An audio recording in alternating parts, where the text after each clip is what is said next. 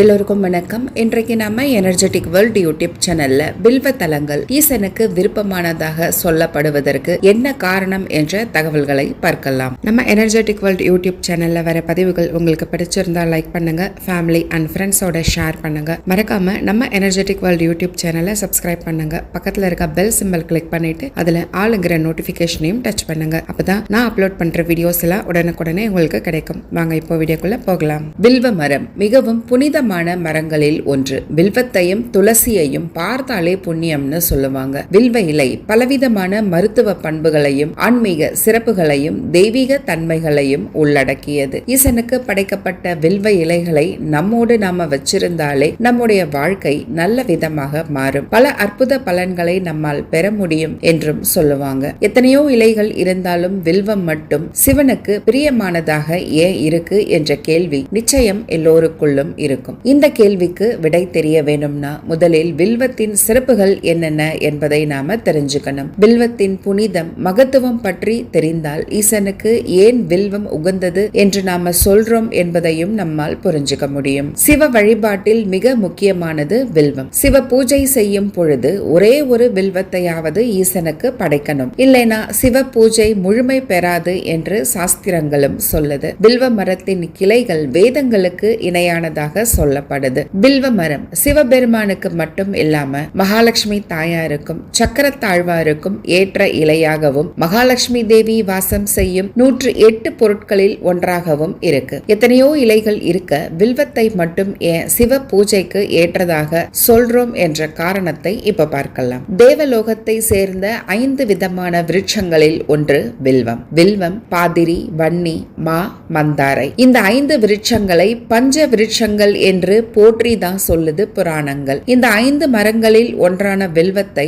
நாம தொட்டாலே அது நம்மை புனிதப்படுத்தும்னு சொல்லுவாங்க. இதை ஸ்பரிசித்து உட்கொண்டாலே மோட்சம் கிடைக்கும் என்பது நம்முடைய காலம் காலமாக இருக்கும் நம்பிக்கை. வில்வம் சிவபெருமானின் அம்சம் என்பது மட்டும் கிடையாது, முருகப்பெருமானுக்கும் மிகவும் பிரியமானது. முருகப்பெருமானின் அர்ச்சனை நாமங்களில் வில்வ பிரியா என்பதும் ஒன்று. வில்வ மரத்தை 11 முறை வலம் வந்து வணங்குவதும் விளக்கேற்றி வழிபாடு செய்வதும் தீராத பிரச்சனைகளையும் தீராத நோய்களையும் நிச்சயமாக தீர்க்கும். பெரும்பாலான சிவாலயங்களில் வில்வ விருட்சமே தல விருட்சமாக அமைந்தும் இருக்கும். வில்வ இலை சிவனின் 3 கண்களை குறிப்பதாக சொல்லப்படுது. ஒரே ஒரு வில்வ இலையை எடுத்து பக்தி சிரத்தையோடு உட்கொண்டாலே பிறவியின் தோஷங்கள் அனைத்தும் நிவர்த்தியாகும். திரிதலஞ்ச திரிகுணாகாரம் திரிநேத்ரஞ்ச திரியாயுதம் திரிஜன்ம பாப சம்ஹாரம் ஏக பில்வம் சிவார்ப்பணம். இந்த மந்திரத்தை உச்சரித்து வில்வ இலைகளை உண்பது நம்முடைய பெரியோர்களின் வழக்கம். வில்வ இலையை ஈசனுக்கு படைத்த பிறகு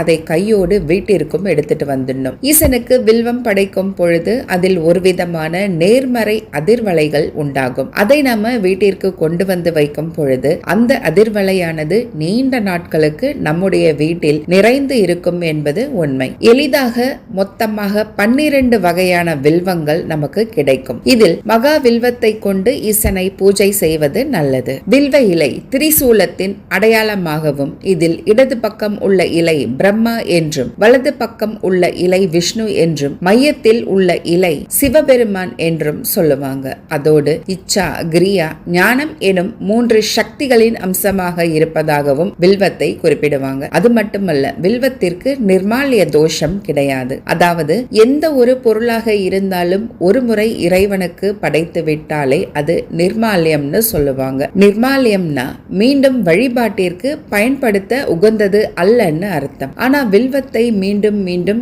எத்தனை முறை வேண்டுமானாலும் பூஜைக்கு பயன்படுத்தலாம் என்று சாஸ்திரங்களும் சொல்லுது. தீர்க்க முடியாத பல ஜென்ம பாவங்களை போக்கும் தன்மை கொண்டது வில்வ இலை. ஞாயிற்றுக்கிழமை அன்று ஈசனுக்கு வில்வத்தால் அர்ச்சனை செய்வதும் சிறப்பானது. வில்வத்தால் அர்ச்சனை செய்யும் பொழுது சிவனுக்கு நாம நெருக்கமானவர்களாகவும் ஈசனின் அருளை பெறுவதற்கு ஏற்றவர்களாகவும் மாறுவோம். வில்வ மரத்தை வீட்டில் வளர்ப்பதும் வில்வ மரத்திற்கு தண்ணீர் ஊற்றி பராமரிப்பதும் அஸ்வமேத யாகம் செய்ததற்கு இணையான புண்ணியத்தை தரும். ஒரு வில்வ மரத்தை வளர்ப்பதால் 108 சிவாலயங்களை தரிசித்த பலனையும் 1000 பேருக்கு அன்னதானம் கொடுத்த பலனையும் நம்மால் பெற முடியும். ஒரே ஒரு வில்வ தலத்தால் இறைவனுக்கு அர்ச்சனை செய்வது லட்சம் தங்க மலர்களை கொண்டு அர்ச்சனை செய்வதற்கு சமமானது. வில்வ இலைகளை நாம பறிக்கும் பொழுது கட்டாயமாக தவிர்க்க வேண்டிய சில குறிப்புகள். வில்வ இலைகளை சோமவாரம் எனப்படும் திங்கட்கிழமை, சதுர்த்தி, அஷ்டமி, அமாவாசை, பௌர்ணமி, பிரதோஷம், சிவராத்திரி போன்ற நாட்களில் பறிக்க கூடாது. வில்வதளத்தில் இருக்கும் 3 இலைகளை